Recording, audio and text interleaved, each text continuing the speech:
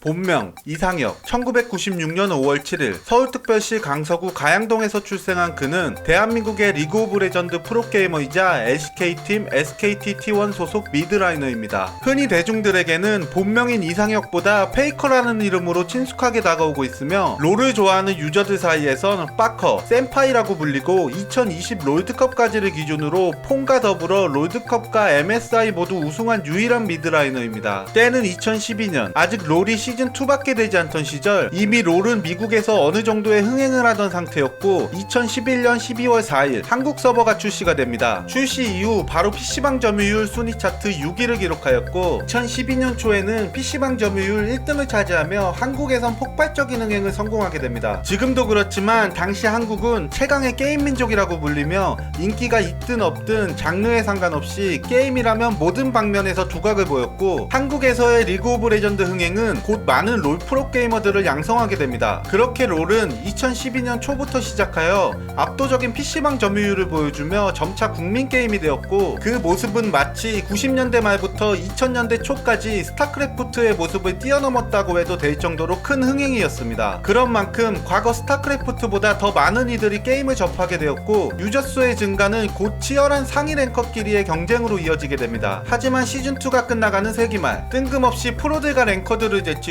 레이팅 순위 1등을 찍는 유저가 등장하게 되는데 고전파, 지금도 전설로 불리며 아마추어 시절 페이커가 랭킹 1등을 찍었을 당시 아이디 이름입니다. 여담으로 지금도 페이커가 엄청난 피지컬을 선보이게 되면 과거 고전파 시절 피지컬과 비슷하다며 돌아왔구나 고전파 라고 채팅이 도배되기도 한다고 합니다. 고전파의 등장은 프로들과 랭커들 사이에서 큰 파장을 일으켰고 그가 대표적으로 하던 픽인 르블랑, 라이즈, 신드라는 천상계 솔랭에서 고전파의 모스트 픽이 무서워 일단 밴을 하고 보는 일이 생기곤 했습니다. 고로 신드라 같은 경우 지금은 천상계에서 가끔 볼 수 있지만 고전파 시절에는 아무도 사용하지 않던 챔프였고 그렇기에 처음 고전파가 등장하고 누구인지 몰랐던 때에는 고전파가 프로 선수의 부케이다, 사용하는 챔프들을 봤을 땐 훈 아니면 미드킹의 부케이 거다 라는 소문이 돌게 됩니다. 하지만 그저 추측뿐이었고 그때까진 고전파가 누구인지 아무도 알 수 없었습니다. 그러나 러너리그에 참가하게 되면서 부케이 거라는 의혹들은 사라지게 됩니다. 아직 페이커가 어떤 팀에도 소속되지 않았던 아마추어 시절 롤 리그는 점차 인기를 얻어가고 있었고 여러 팀들이 구성되면서 많은 프로 구단들은 롤 프로게임단을 창단하게 됩니다. 이때 프로 데뷔를 꿈꾸던 많은 아마추어 선수들은 본인의 실력을 구단들에게 알리기 위해 당시 BJ 러너교가 주최한 러너리그에 많이들 참가하였고 고전파 역시 썸데이, 뱅기 등이 포함되어 있는 팀을 구성하게 됩니다. 러너리그에 참여하게 되면서 자연스레 고전파는 프로 선수 부캐다라는 의혹들은 아예 다른 사람이란 걸 알게 되며 잠잠해지게 되었고 당연히 일반인이었다는 사실에 고전파에 대한 관심도는 점차 커지게 됩니다. 많은 기대 속 대회는 진행되고 솔랭에서 보여주던 모습 그대로 압도적인 실력으로 러너리그를 우승하며 수많은 스포트라이트를 받게 됩니다. 화제의 인물이었기에 러너리그가 끝난 후 구단주들은 고전파를 가만히 내버려 둘 일이 없었고 당연히 프로팀에 입단하게 됩니다. 피그렛 뱅기와 함께 SKT 2팀으로 들어가게 되며 16세라는 나이에 프로게이머 데뷔를 합니다. 데뷔를 하면서 고전파에서 우리들에게 익숙한 이름인 페이커로 가명을 바꾸게 되고 이는 곧 역대 최고의 e스포츠 선수이자 역사상 가장 엄청난 커리어를 갖춘 선수의 시발점이었습니다. 데뷔 이전부터 많은 관심을 받았기에 그의 데뷔 경기는 어떨까 하는 기대감 속에 데뷔 경기를 치르게 됩니다. 2013 스프링 시즌 데뷔를 하게 되는 시즌이며 이 리그에서 페이커는 경기를 할 때마다 미드 니달리, 르블랑, 카직스, 럭스 등 넓은 챔프폭을 보여주었고 당시 최고의 미드라이너라고 불리던 이들의 치명적인 단점 중 하나가 챔프폭이 좁다는 점이었는데 페이커는 1세대에 데뷔한 앰비션, 빠른 별도 해결 못한 문제를 어린 나이에 더 늦게 데뷔했음에도 불구하고 태연하게 해결하며 매번 다른 챔피언들을 꺼내들어 상대방 선수에게 혼란을 주었습니다. 2013년 4월 6일 CJ 블레이즈를 상대로 본격적인 첫 데뷔전을 치르게 되었고 데뷔하자마자 1, 2세트 MVP를 받게 되는데 특히나 1세트에서는 한국 최강 미드라이너라고 불리던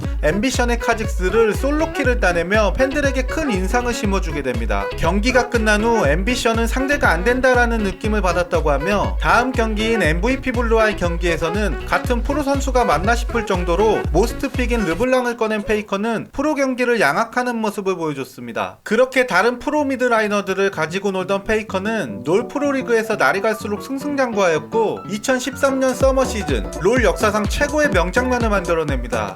당시 결승전까지 올라간 상태였으며 2승 2패 상태로 마지막 5경기를 남겨둔 상황. 3경기에서 꺼냈던 제드를 다시 한번 꺼내게 됩니다. 블라인드 픽으로 진행된 5경기는 페이커와 류의 제드 1대1 대결 구도가 자연스레 그려지게 되고, 경기 후반에 나온 장면은 많은 롤팬들을 경악해 만들었습니다. 완벽한 그림자 활용과 액티브 아이템인 수은 장식티 사용은 분명 스킬을 한 개라도 제대로 맞으면 죽는 피가 풀피를 잡아내는 진기한 장면을 보여주며 일기토에서 승리하였고, 이게 월클이다라는 걸 보여주게 됩니다. 참고로 이 장면 때문에 많은 변화가 생겼다고 하는데, 우선 이 경기에서 이겼기에 팀을 롤드컵에 진출하며 페이커를 월클로 등극하는데 한몫하게 되었고, 반대로 패배한 KT는 롤드컵 진출에 실패하며 그저 강팀이었다는 기억만 남게 됩니다. 여담으로 페이커 본인도 저 영상을 혼자 조회수 몇 천을 올렸을 정도로 자주 돌려봤다고 합니다. 이렇듯 서머에서 우승한 SKT는 롤드컵에 진출하게 되고, 그곳에서도 한국인이 게임의 민족이란 걸 다시 한번 보여주게 됩니다.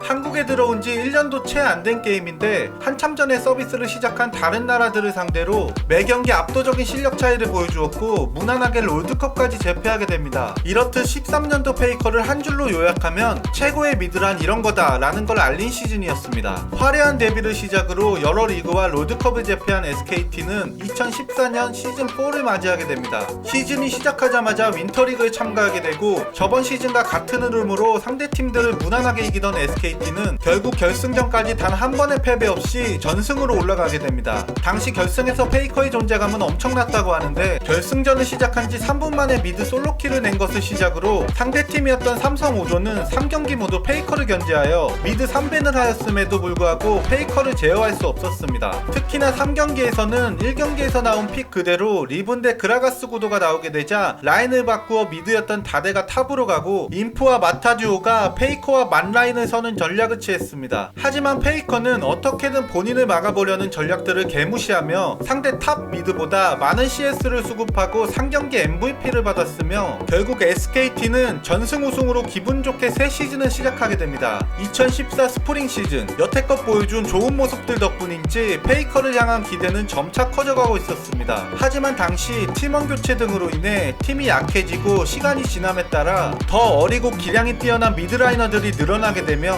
지난 시즌에서 보여주었던 라인전부터 압살하는 플레이를 보여주기 어려운 시기였습니다. 그래도 페이커는 제라스, 카르마, 질리언 등 다양한 챔피언을 미드로 가져와 여러 메타를 보여주었고, 이는 좋은 평가를 받았지만 당시 미드가 캐리하기 가장 힘들었던 이유가 원딜 위주의 게임의 흐름이 바뀌는 메타 때문에 똑같은 파밍형 캐릭터로는 그 메타를 깨부수기엔 역부족이었고, 약화된 SKT의 머리채를 잡으며 다소 소년가장스러운 모습을 보여주었습니다.